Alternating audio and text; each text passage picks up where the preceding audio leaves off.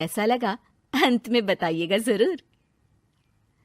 अरे बहू, चाय ले ले, उठ जा बेटा। अरे मम्मी रहने देती ना, मैं उठ तो रही थी। अरे कोई बात नहीं, खाने में क्या बनाना है वो बता दे। देख लो माँ, कुछ भी जो ये कहे बना लेते हैं। बेटा मैंने तो जो सब्जी थी वो काट दी है, तू बस रोटियां बना लेना। ये हर रोज सुबह का सीन था ममता के ससुराल का। एक दिन पड़ोसन कहती है, अरे बहन जी, सारा दिन काम करती रहती हो, थकती नहीं क्या आप? बहू क्या करती रहती है सारा दिन? अरे वो भी कुछ ना कुछ करती ही रहती होगी। अब इतनी भी बूढ़ी तो नहीं हूं मैं जो बैठ जाऊं कि सामने काम पड़ा है और मैं बैठ ही रहूं। अरे लेकिन बहू की तो आदत खराब हो जाएगी जब सारा काम आप ही कर दोगी। अरे ठीक है ना, कम उम्र में हमारी भी शादी हुई थी। अब आजकल के पढ़ने लिखने वाले बच्चों को सारी जिम्मेदारी लेने में भी तो वक्त लगता है। बहू है तो क्या हुआ, मेरी बेटी की उम्र की ही है ना। एक उसे भी देख लो, चाय बनाने के सिवा आता ही क्या है। ममता से सारी बात करती है। हाँ मम्मी जी ही ज्यादा काम करती हैं, इसमें कोई दो राय नहीं है। लेकिन मैं भी क्या करूं, ऑफिस और घर के बीच जो वक्त मिलता है उसी में काम कर लेते हैं, है ना? दिन बीत रहे थे। सास बहू के बीच की बॉन्डिंग अच्छी थी, लेकिन जब बहू माँ बनती है तो जो थोड़ा बहुत काम किया करती थी वो भी छोड़ देती है। बहू ये ले, तेरे लिए बनाया है, इसको खाने से बच्चा और तू दोनों स्वस्थ रहेंगे। ठीक है माँ जी। माँ जी, वो बच्चे के लिए गद्दे जो सूख रहे हैं ना छत पर, जरा ले आइए ना। तभी वहां पति आ जाता है।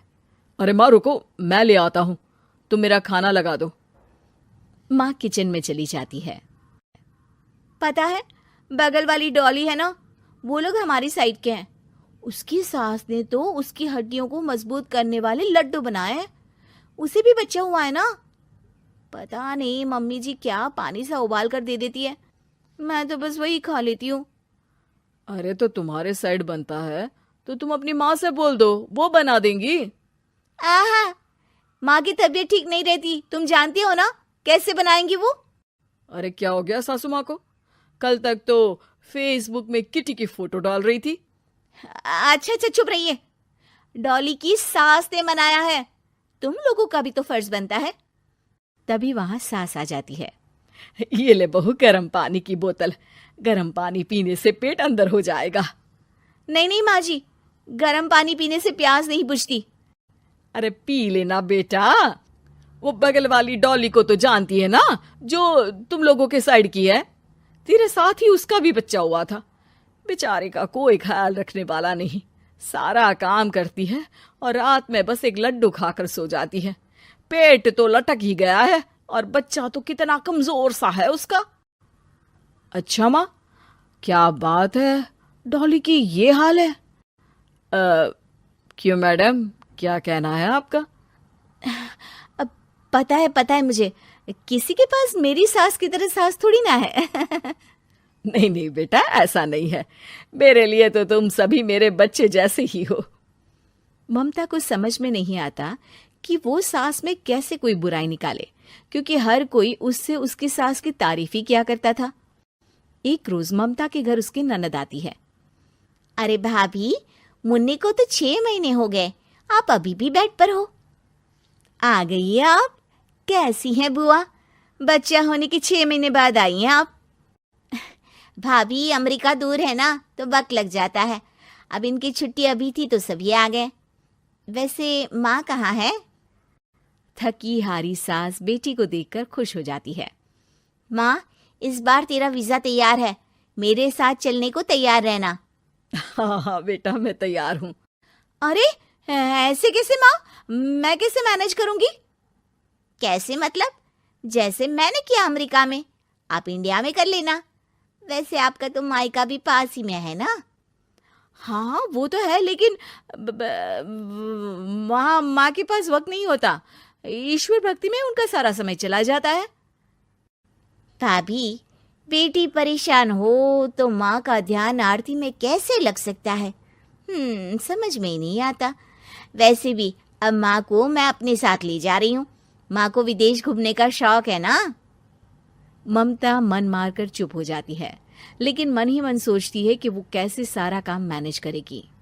पति का खाना, नाश्ता, मुन्ने को नहलाना, धुलाना, फिर रात भर इसके लिए दूध तैयार करना। माँ तो सारा काम करती थी। हे भगवान, ना भाई ना। क्या हुआ भाभी? क्या सोचकर ना भी ना कर रही हो? अरे कुछ नहीं, बस बच्चे के बाद से ही कमजोरी ज्यादा हो गई है ना, तो अचानक से बड़बड़ाने लगती हूँ मैं। अगले दिन ममता अपनी माँ को फोन करती है। राधे राधे। माँ मैं क्या करूँ, मेरी सास तो अमेरिका जा रही है बेटी के पास। अब घर का सारा काम, बच्चा, सब कैसे मैनेज करूँगी। तू आ जाना माँ कुछ महीनों के लिए मेरे पास। अरे ना ना ममता, मेरे बस की बात नहीं है काम धाम। अरे तू तो जानती है ना, मैंने तो तेरे भाई की शादी भी गरीब गांव की लड़की से इसीलिए ही की थी कि वो चुपचाप घर का सारा काम करे। वैसे भी अब तो आदत भी नहीं रही मेरी काम करने की। ममता को माँ पर बहुत गुस्सा आता है। ठीक है माँ, देख लूंगी मैं, लेकिन मेरी मुसीबत के वक्त आप मेरा साथ नहीं दे रही है। अब भूल जाना मुझे। ममता गुस्से में आकर फोन रख देती है और रोने लगती है, लेकिन बेचारी करे भी तो क्या। अब सास और ननद दोनों घर का काम करते। नेहा आराम करती, लेकिन अब आराम में भी उसे चिंता रहती। और फिर वो दिन भी आ जाता है जब ननद का जाने का वक्त आ जाता है। भाभी मैं जा रही हूँ, अपना और मुन्ने का ख्याल रखना। ममता सास को देखती है और गले लगकर रोने लगती है। माँ जल्दी आ जाना। सास मुस्कुराकर कहती है, कहाँ से ममता, मैं कहीं नहीं जा रही। मैंने देखा कि मेरे जाने की बात से ही तू परेशान हो गई थी, इसीलिए मैंने अपना जाना कैंसिल कर दिया है। तू चिंता ना कर, मैं तेरे साथ ही रहूंगी।